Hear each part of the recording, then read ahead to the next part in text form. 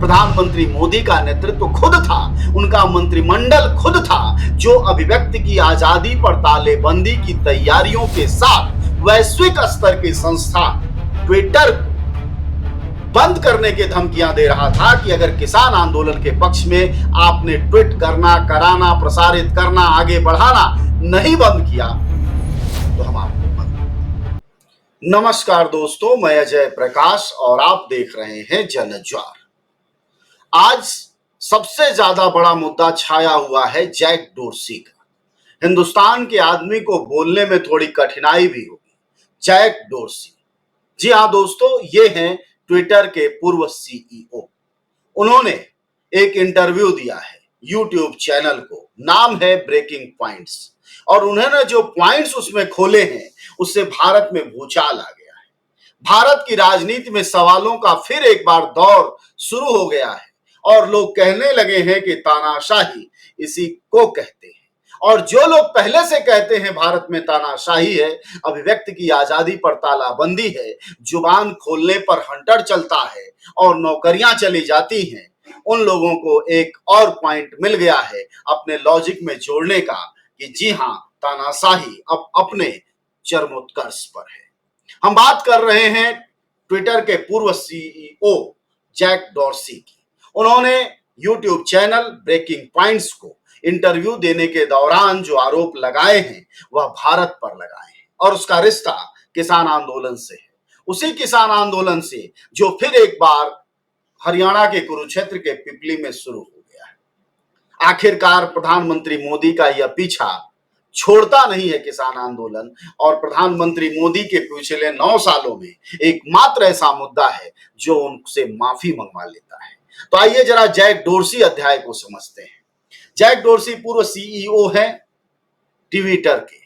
Twitter के CEO की मुलाकात पहले प्रधानमंत्री मोदी से हो चुकी है। उन्होंने प्रधानमंत्री मोदी की मुलाकात के दौरान तारीफ भी की है, लेकिन अब जब वह सीईओ नहीं है तो उन्होंने एक बातचीत में कहा है कि प्रधानमंत्री मोदी की सरकार ने बाकायदा कहा कि अगर तुम किसान आंदोलन से संबंधित ट्वीट्स नहीं डिलीट करते, उन्हें बैन नहीं करते, ऐसे मीडिया संस्थानों और पत्रकारों पर रोक नहीं लगाते जो लोग किसान आंदोलन के पक्ष में बोल रहे हैं, उनके साथ खड़े हैं, उनके मसलों को बड़ा बना रहे हैं, तो हम तुम्हारे पर कार्रवाई करेंगे।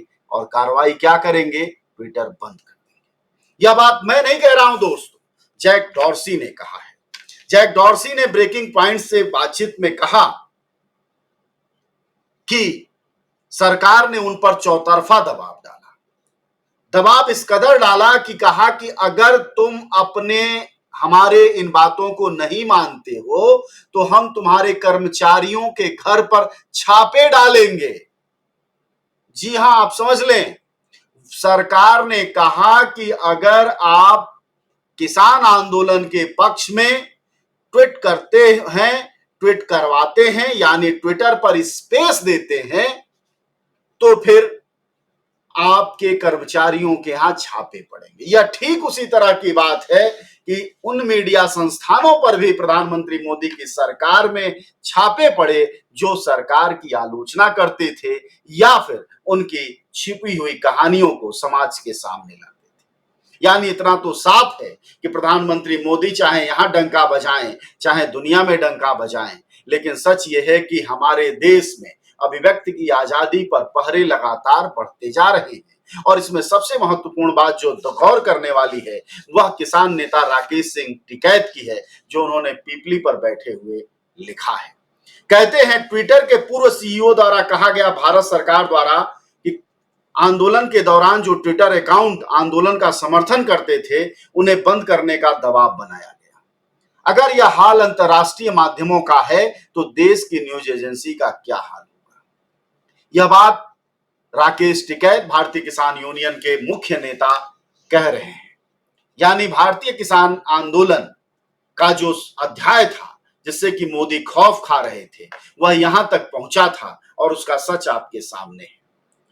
किसान आंदोलन वह आंदोलन है इस देश का जो करीब 1 साल चला, नवंबर 2020 से नवंबर 2021 तक, और खत्म कब हुआ? जब प्रधानमंत्री मोदी ने कहा मुझसे कुछ गलतियां हो गई हैं, माफी मांगी, बकायदा किसान आंदोलन के तीनों किसान बिलों को लेकर स्टे दिया, कमेटी बनाई और आज तक लागू करने की हिम्मत नहीं दिखाई। ये वही किसान आंदोलन है जिसमें 700 किसान मरे, 700 किसान मरे दोस्तों, और 700 किसानों को मरने के 500 का मुआवजा पंजाब की तत्कालीन कांग्रेस की सरकार ने दिया। 152 को सरकारी नौकरियां दी। और जब इसी प्रश्न को लेकर राहुल गांधी संसद में पूछ रहे थे सरकार से, तो आपको पता है कृषि मंत्री नरेंद्र मोदी ने क्या जवाब दिया था? नरेंद्र तोमर ने, माफ करिएगा, नरेंद्र तोमर ने कहा था कि हमारे पास इसका कोई आंकड़ा नहीं है कि एक साल के किसान आंदोलन में कितने किसानों की मौत हुई है। यह सच है, और सच इससे आगे भी बढ़ता है। 70 किसानों की लिस्ट हरियाणा से थी और वहां की भी खट्टर सरकार ने इनकार कर दिया था। यानी नाक में नथुना तो नाद दिया था मोदी जी के, लेकिन मोदी जी के मंत्री और मोदी जी के मुख्यमंत्रियों की जो किसानों से असंवेदनशीलता थी, अब पता चलता है ट्विटर के पूर्व सीईओ जैक डोर्सी के जरिए कि असल में उसके जड़ में क्या था। उसके जड़ में तो सरकार खुद थी, प्रधानमंत्री मोदी का नेतृत्व खुद था, उनका मंत्रिमंडल खुद था, जो अभिव्यक्ति की आजादी पर तालेबंदी की तैयारियों के साथ वैश्विक स्तर की संस्था ट्विटर को बंद करने की धमकियां दे रहा था कि अगर किसान आंदोलन के पक्ष में आपने ट्वीट करना, कराना, प्रसारित करना, आगे बढ़ाना नहीं बंद किया तो हम आपको बंद कर देंगे। आप सब जानते हैं कि जनज्वार का खर्च आपके जन सहयोग की बदौलत चलता है। आप भी जन सहयोग में शामिल हों और आजाद और स्वतंत्र पत्रकारिता को बनाए रखने के हमारे इस महाअभियान में शामिल हों। हमें इंतजार रहेगा आपके सहयोग का, क्योंकि आपका सहयोग ही हमारी मजबूती का सबसे ताकतवर रास्ता है। धन्यवाद साथी। सवाल यह है कि हमारा देश क्यों 140 से 180 के पोजीशन पर पहुंच जाता है अभिव्यक्ति में? इसीलिए पहुंच जाता है कि हमारे देश में किसी भी तरह की अभिव्यक्ति अब आसान नहीं रह गई है। और यह बात राकेश टिकैत की गौर करने वाली है कि जब अंतरराष्ट्रीय संस्थाओं का यह हाल है, तो दिल्ली यानी नोएडा के फिल्म सिटी में बैठे बड़े बड़े चैनल, उनकी क्या गति और दुर्गति होगी। यह बात समझने लायक है। और यह बात भी समझने लायक है संबित पात्रा की, जो इस तस्वीर में दिखाते हैं ए टेल ऑफ पपेटरी। जरा इनसे भी पूछा जाना चाहिए कि तोता रटंत कौन है? कौन है गुलाम? कौन है पापा? इनसे पूछा जाना चाहिए कि क्या यह तोता बनाने की, कठपुतली बनाने की एक साजिश नहीं है जो दिखाई दे रही है, जो बहुत साफ दिख रही है कि यह सरकार किसी भी तरह की आलोचना, चाहे वह एक अदना सा पत्रकार विपिन यादव अमेठी का जो वीडियो जर्नलिस्ट था, चाहे वह जुबान खोले तब भी सरकार तालेबंदी करेगी, और जब बड़े संस्थान जुबान खोलें तब भी तालेबंदी होगी। यानी सरकार में अभिव्यक्ति का मतलब है जुबानबंदी। पर अनुभव क्या कहते हैं? क्या दुनिया में ऐसा भी कोई तानाशाह शहंशाह पैदा हुआ है क्या जिसने अभिव्यक्ति की आजादी पर तालेबंदी कर दी हो? तो अभिव्यक्ति के हीरो भी पैदा हुए हैं, उसे तोड़ने वाले जांबाज पत्रकार भी पैदा हुए हैं, लड़ने वाले, लिखने वाले लेखक और कवि भी पैदा हुए हैं। तो इसलिए यह बात सरकार को समझ लेना चाहिए कि ट्विटर के भरोसे नहीं था किसान आंदोलन। किसान आंदोलन की जड़ों में अपने मजबूत किसानों के वो हाथ थे जिससे मोदी सरकार हिल गई थी। किसानों के उस आंदोलन में पिछले 3 सालों की एक गहरी रणनीति थी, जो पंजाब के किसान क्रांतिकारी आंदोलन की विरासत से आती थी। किसानों के उस आंदोलन में सिर्फ ट्विटर का भरोसा नहीं था। प्रधानमंत्री इस बात को आज अच्छी तरह समझ लें कि सिर्फ इसके बूते नहीं किसान लड़ रहे थे, बल्कि किसान अपनी बदौलत, अपनी ताकत, अपने संघर्ष, अपने त्याग और अपने बलिदान, जिसमें 700 किसान स्वाहा हो गए इस आजादी, इस संघर्ष की लड़ाई में, उनके बदौलत चल रहा था। खैर, जैक डोर्सी के जरिए फिर एक बार मोदी सरकार बेनकाब हुई है, और इस बेनकाबी को सरकार कहीं से छुपा भी नहीं रही।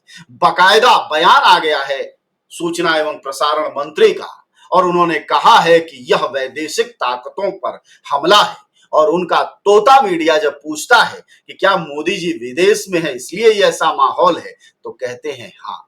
यानी जुबान में ऐसे सवाल रखने हैं जिससे कि एकदम मिठास घुल जाए और लगे शाम के मौसम में कि चूस कर खाएं या काट कर खाएं। पर दोस्तों, एक बात समझ लेना चाहिए प्रधानमंत्री मोदी और उनकी कैबिनेट को कि अगर इस तरह अभिव्यक्ति की आजादी पर तालेबंदी के प्रयास हुए तो भारत में और ज्यादा ताकतपूर्वक अभिव्यक्ति होगी और बेहतर ढंग से होगी और संगठित तरीके से होगी, क्योंकि मुकाबला तो अभिव्यक्ति की तालाबंदी से करना ही होगा। यह नियति अगर मोदी ने बना दी है तो यह हमें स्वीकार भी करना होगा। आप सबका शुक्रिया सुनने के लिए, धन्यवाद।